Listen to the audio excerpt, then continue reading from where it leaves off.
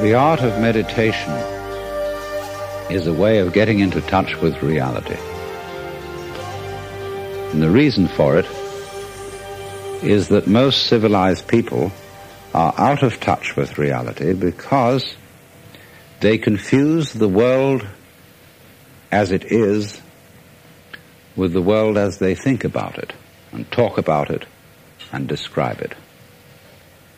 For on the one hand, there is the real world, and on the other, a whole system of symbols about that world which we have in our minds. These are very, very useful symbols. All civilization depends on them. But like all good things, they have their disadvantages. And the principal disadvantage of symbols is that we confuse them with reality, just as we confuse money with actual wealth. And our names about ourselves, our ideas of ourselves, our images of ourselves with ourselves. Now, of course, reality, from a philosopher's point of view, is a dangerous word. A philosopher will ask me, what do I mean by reality? Am I talking about the physical world of nature? Or am I talking about a spiritual world? Or what? And to that I have a very simple answer. When we talk about the material world, that is actually a philosophical concept. So in the same way, if I say that reality is spiritual, that's also a philosophical concept. And reality itself is not a concept. Reality is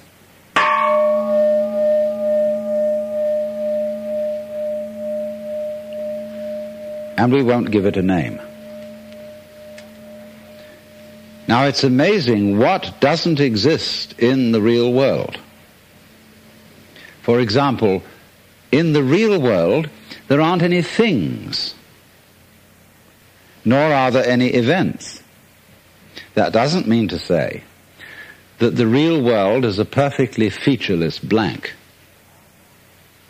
It means that it is a marvelous system of wiggles in which we descry things and events in the same way as we would project images on a Rorschach blot or pick out particular groups of stars in the sky and call them constellations as if they were separate groups of stars.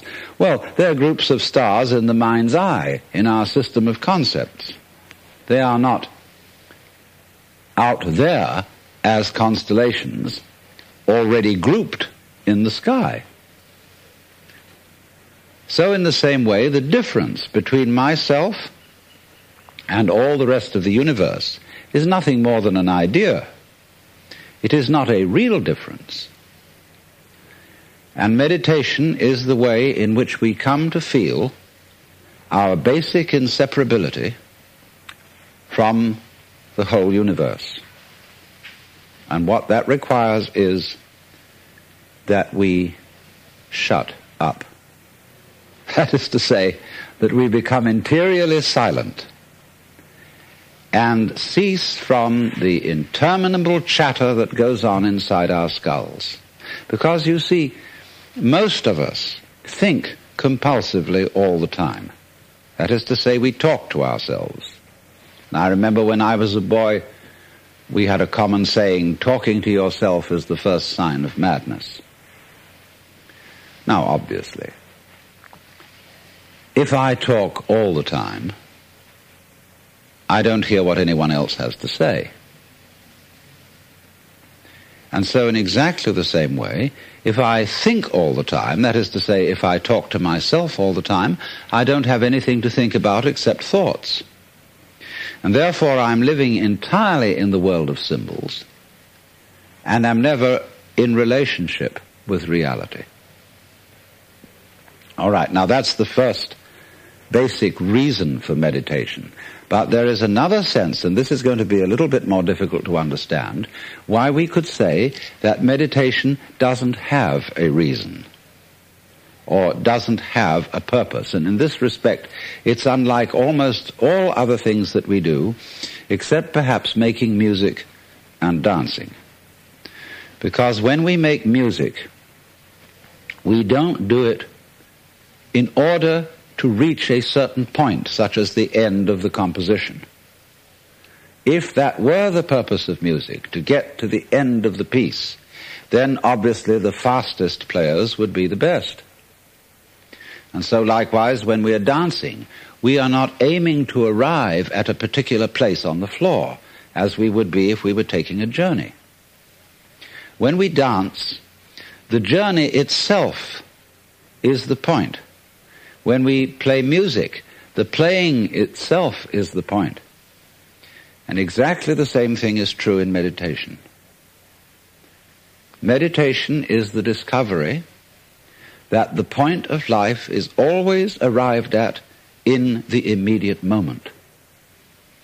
And therefore, if you meditate for an ulterior motive, that is to say, to improve your mind, to improve your character, to be more efficient in life, you've got your eye on the future and you are not meditating. Because the future is a concept. It doesn't exist. As the proverb says, tomorrow never comes. There is no such thing as tomorrow. There never will be. Because time is always now. And that's one of the things we discover when we stop talking to ourselves and stop thinking. We find there is only a present, only an eternal now. So, it's funny then, isn't it, that one meditates for no reason at all, except we could say for the enjoyment of it. And here I would interpose the essential principle that meditation is supposed to be fun. It's not something you do as a grim duty. The trouble with religion, as we know it, is that it is so mixed up with grim duties. We do it because it's good for you. It's a kind of self-punishment. Well, meditation, when correctly done, has nothing to do with all that.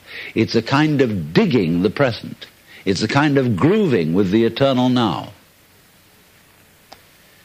And brings us into a state of peace where we can understand that the point of life, the place where it's at, is simply here and now.